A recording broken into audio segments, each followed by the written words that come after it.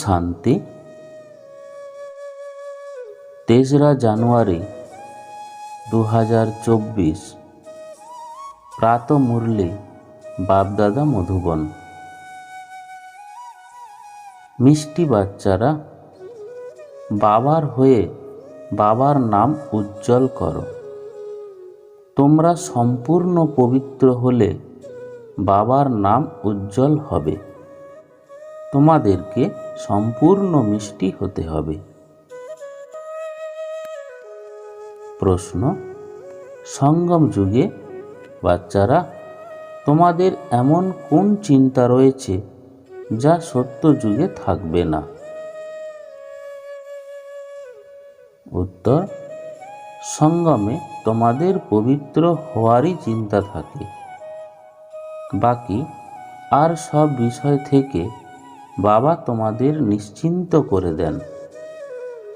তোমরা পুরুষার্থ করো এই জন্য যেন পুরানো শরীর প্রসন্ন চিত্তে ত্যাগ করা যায়। তোমরা জানো যে পুরানো বস্ত্র ত্যাগ করে নতুন নিতে হবে।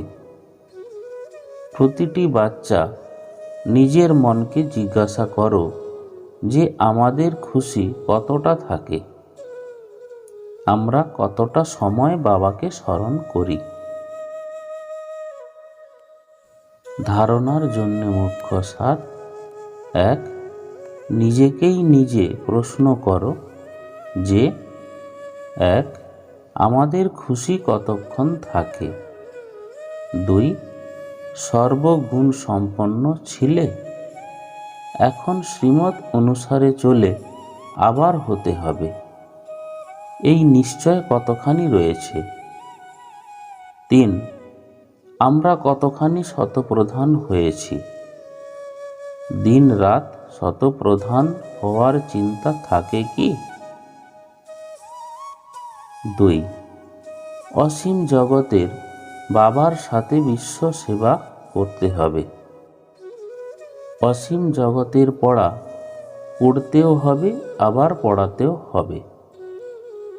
দেহ সহ যা কিছু বন্ধন রয়েছে সেগুলিকে বাবার স্মরণে থেকে মুক্ত করতে হবে।